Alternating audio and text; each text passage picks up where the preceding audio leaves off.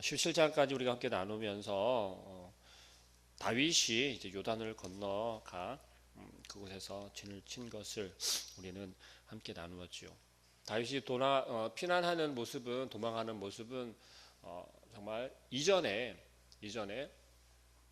사울을 피하여서 도망 다녔던 다윗의 모습을 다시 연상시키기에 충분했습니다. 그런데 지금은 이제 상황이 어떤 상황으로 바뀌었냐면, 이제 다윗은 혼자가 아니고 다윗을 따르는 많은 백성들이 있었다라는 것입니다. 헤브론에서 왕이 되고 그때 함께했던 다윗을 따르는 백성들, 지금은 온전히 이스라엘의 왕이 되었고 이스라엘 잘 통치하다가 어느 때이죠? 다윗이 하나님과의 관계가 소원해지고 하나님과의 관계가 틀어지기 시작하면서, 관계가 틀어졌다라고 하는 것을 다른 표현으로 하자면 영적으로 침체되어져 가고 하나님을 먼저 생각하지 못하고 하나님의 일을 먼저 자기 자신 눈에 먼저 들어오게 하는 그러한 삶이 점점점 흐트러져 간 다윗의 삶 속에서 하나님 앞에서 다윗은 범죄하게 되었죠. 우리가 하나님을 온전히 섬긴다라고, 온전히 믿는다라고 하지만 우리의 삶에서는 우리를 자꾸 넘어뜨리고 다윗과 같이 영적 침체기로 끌고 가는 상황들이 너무나도 많습니다. 우리의 삶이 그렇지 않습니까? 우리 인생들이 그런 것 같습니다.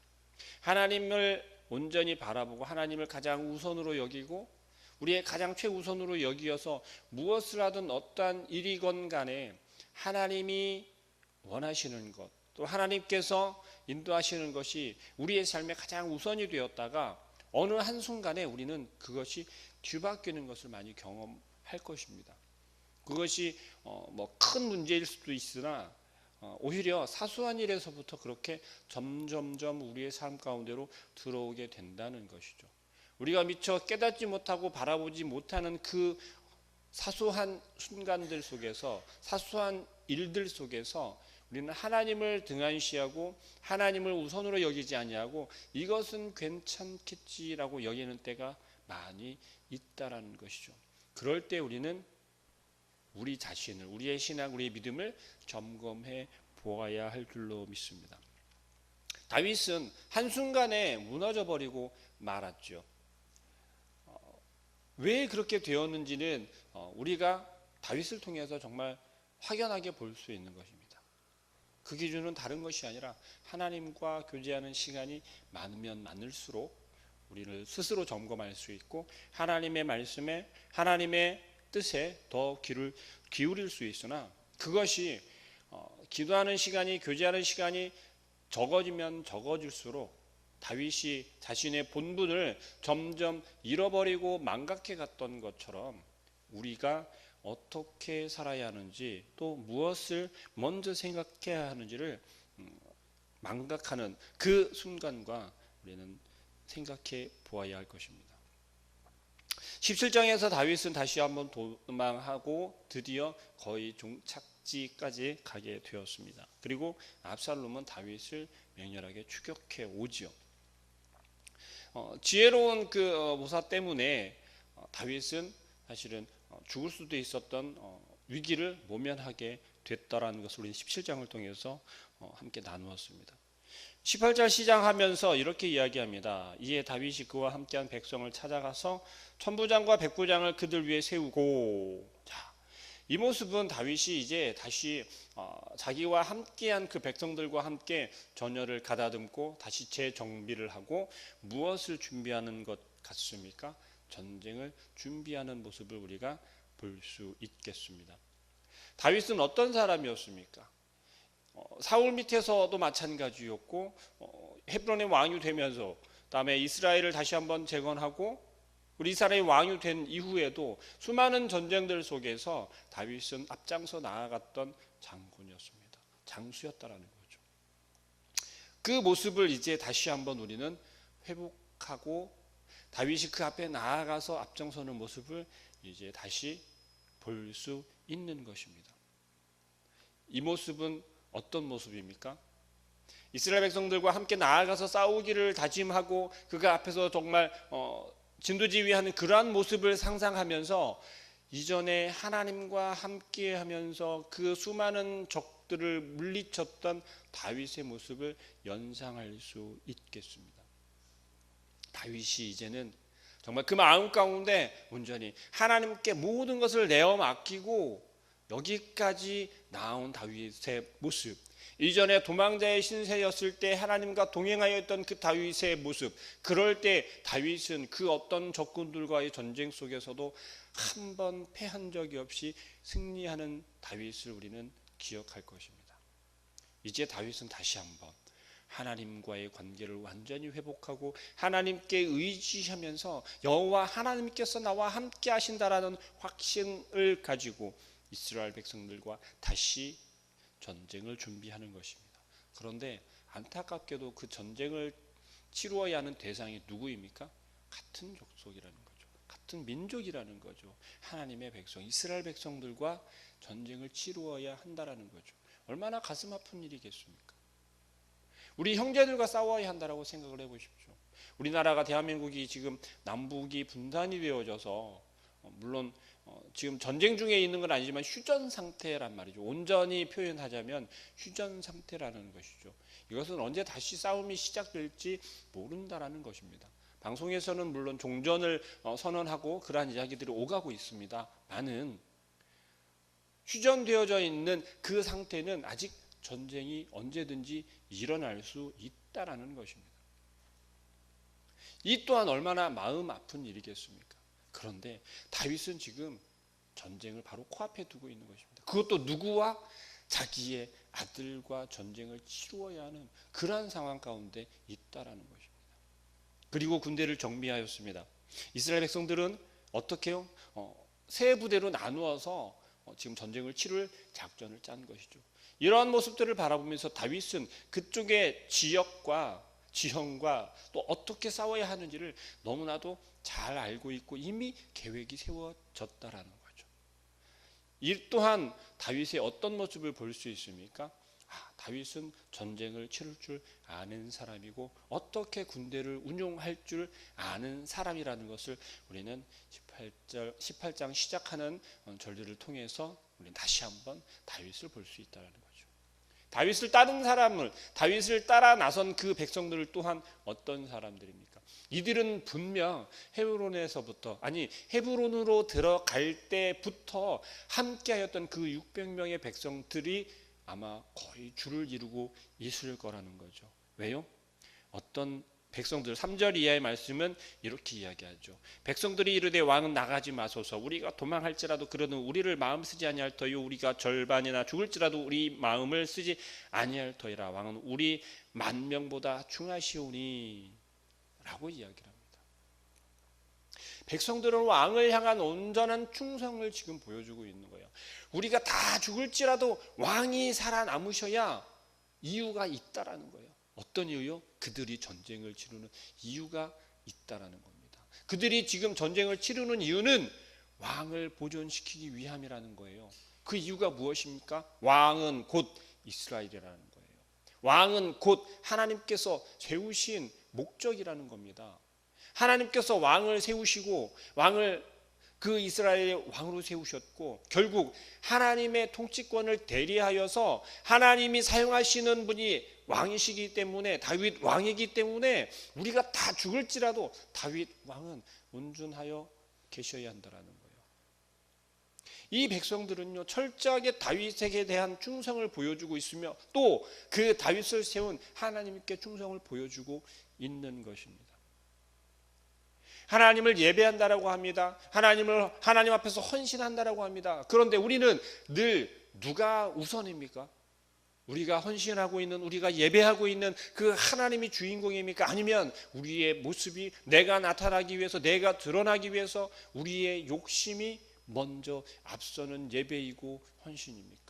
하루를 살아가는 것이 오늘 하루의 주인공은 나라고 여기면서 나에게 허락한 것이고 내가 살아간다라고 여기기에 오늘 하루도 내 힘으로 살아가야 하며 내가 계획하고 내가 준비한 대로 살아가야 한다라고 혹시 생각하고 여기십니까? 하나님의 백성들은 그렇지 않다라는 것을 우리는 기억하셔야 하겠습니다. 오늘 다윗을 따르는 이 백성들은 다윗을 향하여서 충성을 보여주며 곧 하나님을 향한 충성을 보여주고 있는 것입니다. 오늘 하루를 허락하시는 하나님께서 우리를 어떻게 살으라고 오늘 하루를 허락하셨겠습니까? 하나님의 말씀대로 하나님의 목적과 뜻에 합당한 삶을 살으라고 오늘 하루를 우리에게 허락하신 줄 믿으시길 바랍니다. 다윗은 가슴 아픈 마음입니다. 그 마음으로 지금 나아가서 압살롬과 전쟁을 치르려 하고 있는 것입니다. 그런데 그 선봉에는 내가 서겠다라는 거였어요. 나의 아들이 나를 대적하고 곧 여호와 하나님을 대적하고 우리와 맞서고 있는 그 압살롬을 향하여서 내가 나아가야 한다라는 거였어요. 그 마음을 충분히 백성들은 알고 또 하나님께서도 그 마음을 알고 계셨다라는 거죠.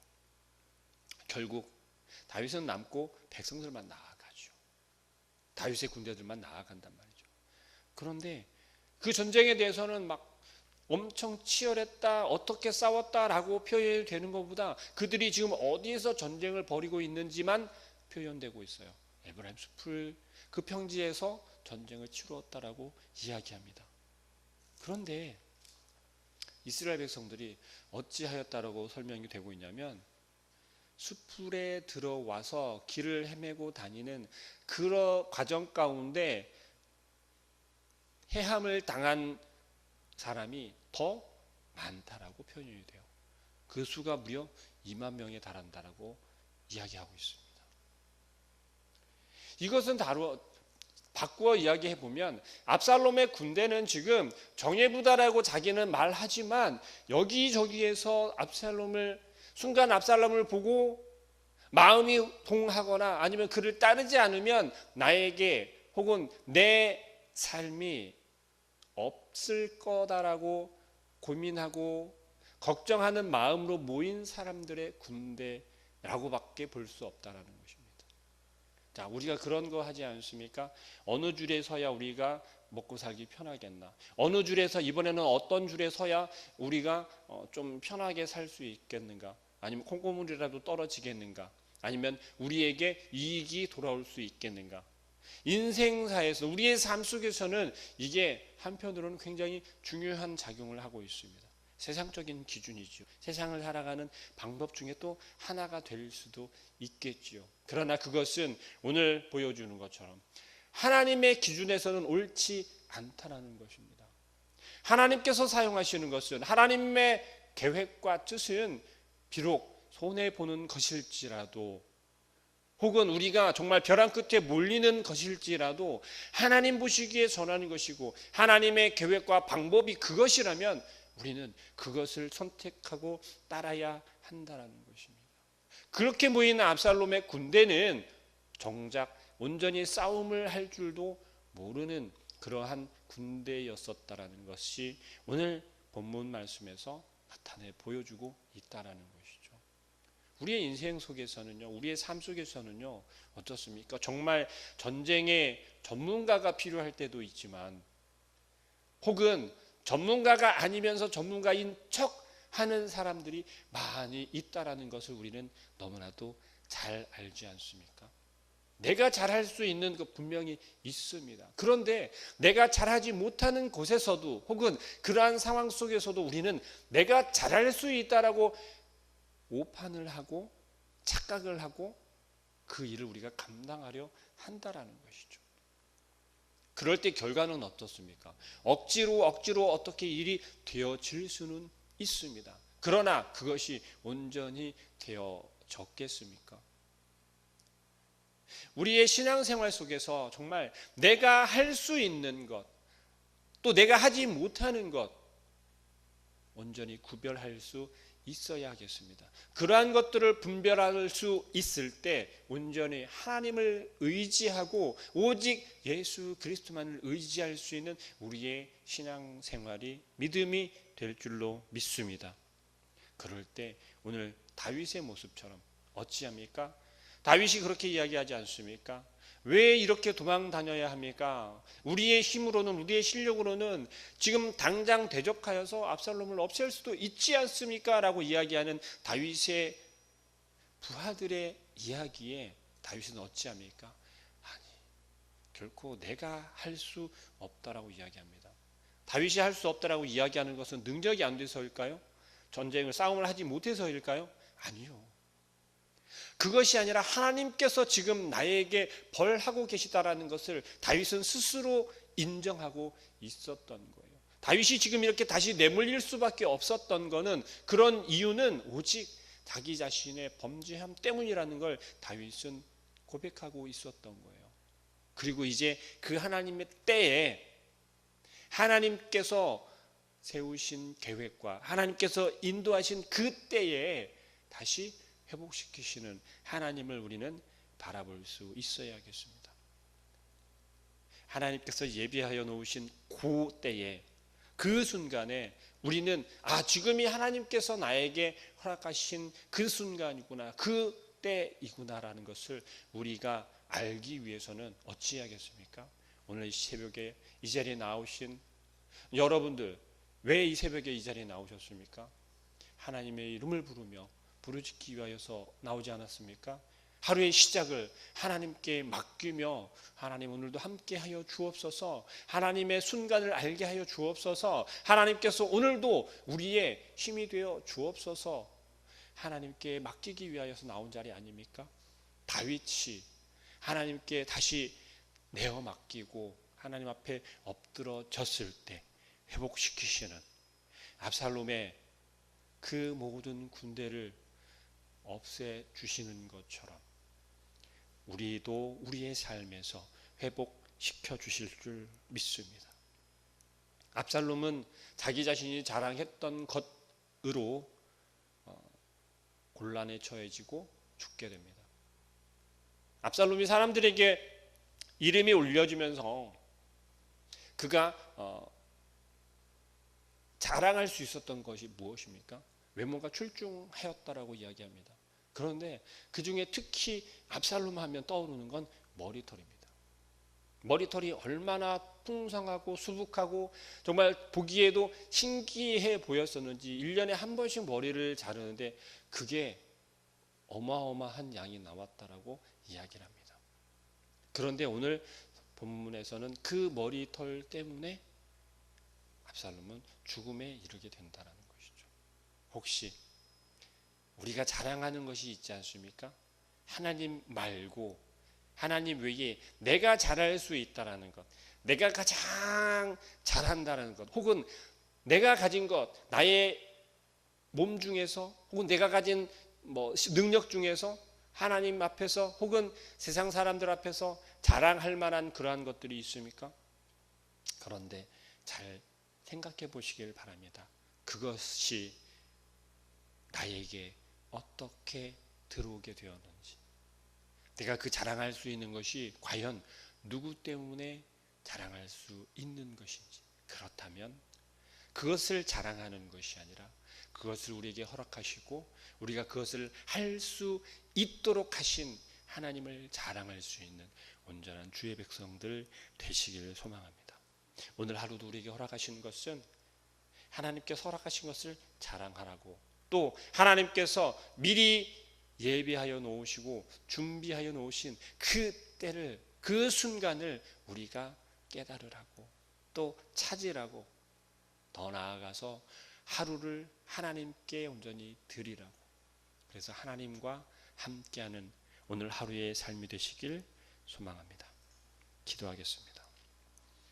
사랑하는 하나님, 다윗은 정말 도망하여 주장 요단 건너편까지 도망합니다. 그러나 그곳에서 군대를 정비하고 이제 압살롬과 맞서는 그 순간이 되었습니다. 하나님께서 우리에게 하루하루를 허락하시며 하나님의 뜻과 하나님의 방법대로 살을 하고 우리에게 허락하시는 줄을 믿습니다. 그러나 우리는 온전히 그 뜻을 헤아리지 못하고 오늘 하루도 나에게 허락하신 것이 하나님께서 나에게 베푸신 은혜라는 것을 망각하며 살 때가 너무나도 많음을 고백합니다. 또 우리의 삶 속에서 우리를 대적하는 무리들이나 혹은 우리의 많은 문제들 속에서 그 또한 하나님께서 우리에게 뜻과 계획이 있으시어서 그 길로 인도하셨음을 우리는 생각지 못하고, 하나님을 생각지 못하고 우리 눈에 보이는 것으로 우리가 좌절하며 분노할 때가 얼마나 많은지 주님, 오늘 이 시간 주님 앞에 나와 하나님의 이름을 부르짖는 주님의 백성들의 마음 가운데 하나님의 뜻을 온전히 깨달아 알 수 있게 하여 주시고, 오늘 하루도 허락하시는 하나님께서는 우리의 때에 우리에게 합당한 그 순간에 하나님의 은혜를 맛보기를 원하시는 걸 우리가 깨달아 알게 하여 주시고, 우리의 눈이 뜨여져서 우리의 마음이 넉넉하여져서 하나님의 뜻과 계획을, 또 더불어서 하나님과 함께 하여야 함을, 하나님과 동행하여야 함을 깨달아 알 수 있는 귀한 시간 될 수 있고, 또 오늘 하루가 될 수 있도록 주님께서 역사하여 주옵소서. 우리를 늘 선한 길로 인도하여 주시고, 결국은 우리에게 은혜와 또 복을 허락하시는 하나님을 우리가 기억하게 하여 주시어서 하나님의 때가 우리의 때임을, 온전한 순간임을 우리가 깨달아 알 수 있도록 오늘 하루도 우리와 동행하여 주시고 우리의 모든 삶 가운데 개입하여 주옵소서. 예수 그리스도의 이름으로 기도합니다. 아멘.